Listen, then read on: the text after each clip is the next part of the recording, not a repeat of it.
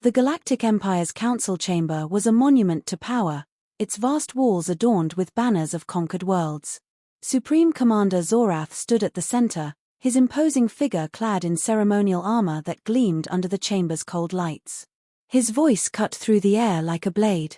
"These humans," he growled, "have ignored every warning, rejected every ultimatum. They refuse to pay tribute or even acknowledge the authority of the Empire. This insult cannot stand." The council murmured in agreement, their voices filled with disdain. Humanity, an insignificant species on the fringes of the galaxy, had no respect for the order the Empire had established over millennia.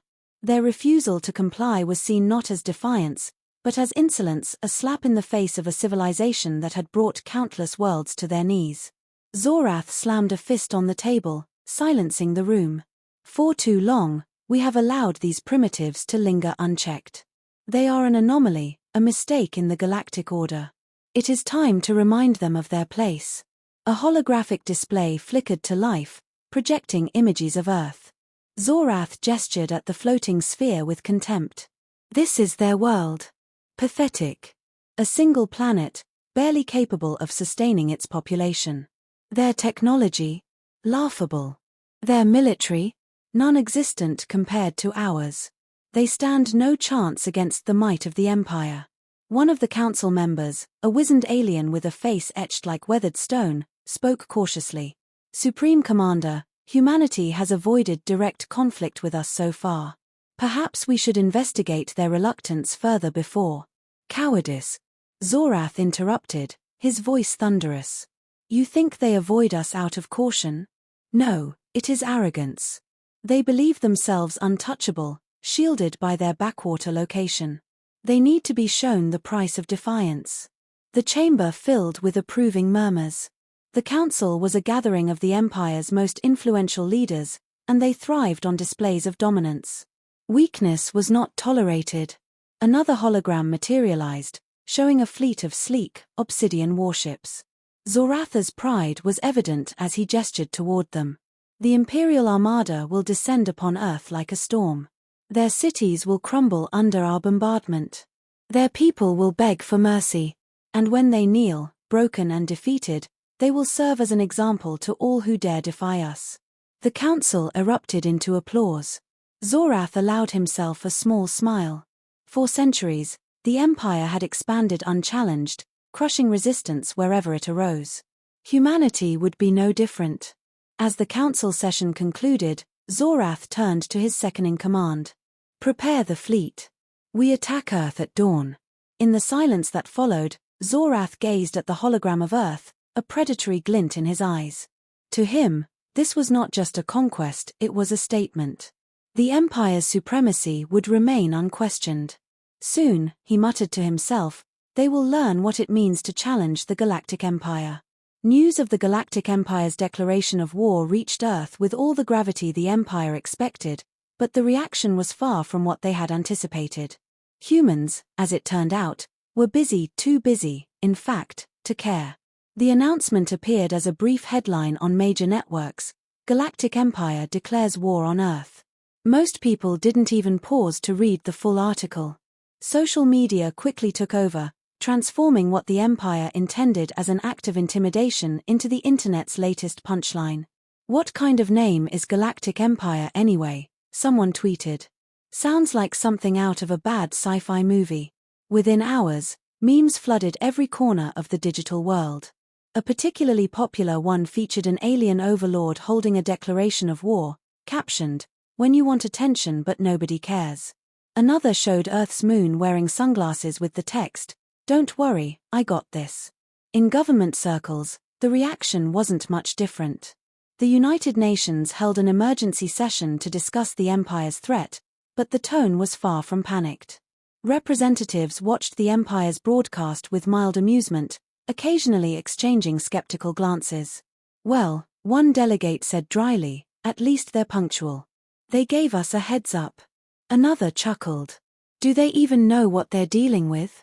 Behind closed doors, Earth's true capabilities were quietly acknowledged. Humanity had spent decades advancing its technology, not for conquest, but for survival and exploration. Artificial intelligence systems had revolutionized every field, from medicine to defense. Earth's orbital platforms and automated fleets were so advanced that most people barely thought about them anymore. A few scientists, however, couldn't resist weighing in. Dr. Elena Vasquez, a leading physicist, appeared on a late-night talk show to discuss the Empire's supposed technological superiority. Their fleet relies on plasma-based propulsion systems, she explained with a wry smile. Impressive if you're stuck in the 23rd century. Our AI could disable those ships before they even enter Earth's orbit. The host raised an eyebrow.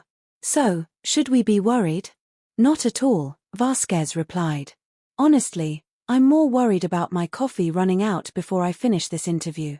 As the hours passed, Earth's indifference became its most powerful weapon. The Empire's declaration had been designed to instill fear, to provoke surrender, but humanity's response, or lack thereof, left the invaders confused. Supreme Commander Zoratha's intelligence reports were filled with contradictions. Humans were simultaneously laughing at their threat and ignoring it entirely. Meanwhile, Earth's military command quietly prepared for any scenario. General Carter, the head of Earth's Defense Initiative, stood before a wall of holographic displays, each showing real-time data on the Empire's approaching fleet. Should we engage now, sir? One officer asked. Carter shook his head. Let them come closer. Let's see what they're bringing to the table. No need to overreact just yet. In living rooms, cafes, and workplaces across the planet, humanity continued its day as if nothing had happened. For most people, the impending invasion was just another headline to scroll past, another absurdity in a world already full of them. As one teenager put it in a viral video, aliens want to fight us? Cool. Let me finish my game first. The Galactic Empire's fleet arrived in Earth's orbit with all the pomp and intimidation they could muster. Hundreds of sleek, obsidian warships, bristling with weaponry, loomed over the planet like a vast metallic storm. Their formation was precise, their presence a statement of overwhelming superiority. Supreme Commander Zorath stood aboard the flagship, watching the live feed of Earth's surface. Cities sprawled across the continents, bustling with life, yet no defensive maneuvers had been taken. No ships scrambled to intercept. No shields were raised. It was as though humanity didn't even realize they were under attack. Pathetic, Zorath muttered. They don't even know fear. He ordered the fleet's communication array to broadcast a message to Earth. His voice, amplified and cold, echoed across the planet's communication systems. Humans, this is your final chance. Surrender, or face the full might of the Galactic Empire. You have 1 hour to comply. The response was immediate, but not in the way Zorath had expected. Instead of pleas for mercy or cries of terror, the airwaves were filled with static, followed by laughter. A voice, calm and almost amused, broke through the interference. Hey, Zorath, was it? Thanks for the offer, but we're gonna pass. Appreciate you stopping by, though. Zoratha's jaw tightened. Jam their transmissions. Prepare the bombardment. The fleet's weapons systems began charging, energy pulses glowing ominously across their hulls. But before they could fire, something strange happened. One by one, the ship's systems began shutting down. Lights flickered, engines stalled, and weapon arrays froze mid-charge. What's happening? Zorath roared, slamming his fists onto the control panel. His second-in-command frantically scanned the diagnostics. It's some kind of hack, sir. They've overridden our systems. On Earth, a small team of engineers sat in a dimly lit control room, sipping coffee as they monitored the situation. Is it done? One of them asked. Yeah, another replied, leaning back in their chair. They're locked out. Took, 5 minutes. Their encryption is embarrassingly outdated. Back aboard the flagship, Zoratha's frustration boiled over. Deploy ground forces. If we can't use the fleet, we'll crush them on the surface. But as the dropships began descending toward Earth, they were met with an unexpected response. Autonomous drones, sleek and silent, emerged from hidden orbital platforms. They swarmed the Empire's ships with surgical precision, disabling engines and weapons without causing a single casualty. The drone's movements were almost playful, as if toying with the invaders. Messages flashed across the Empire's comm systems. "Nice try. Want to give up yet?" Zorath watched in horror as his fleet was systematically dismantled. His soldiers, trapped in their powerless ships, could do nothing but wait as Earth's forces rendered them completely helpless. Supreme Commander, his second-in-command whispered, voice trembling, We're defeated." Zorath refused to believe it. "No. This isn't possible. They're just humans." But the evidence was undeniable. The once mighty Galactic Armada was now a collection of floating debris, disabled but intact. The humans hadn't destroyed them, they had humiliated them. A final message from Earth appeared on the flagship's main screen. It was short and to the point. "Thanks for visiting. Next time, bring snacks." Zorath slumped in his chair, his confidence shattered. For the first time in his career, he had no words. The Galactic Empire had been bested, not by brute force, but by sheer ingenuity and an almost infuriating sense of humor. The humans hadn't just won, they'd made it look easy. Supreme Commander Zorath returned to the Empire's capital in disgrace. His once pristine armor was dull, his shoulders slumped under the weight of failure. The council chamber, normally filled with deference at his arrival, was silent as he entered. The other leaders stared, their expressions a mix of disbelief and anger. "You told us this would be a swift victory," one councillor said, breaking the heavy silence. "Instead, you've brought back humiliation. How could an insignificant species achieve this?" Zorath clenched his fists, searching for an answer. They are not what we thought. Their technology surpasses anything we've seen. Their strategies are unconventional. We underestimated them." The council erupted into heated debate, their voices overlapping in anger and confusion. How could a single planet, one that had been dismissed as unimportant, bring the Galactic Empire to its knees without firing a single lethal shot?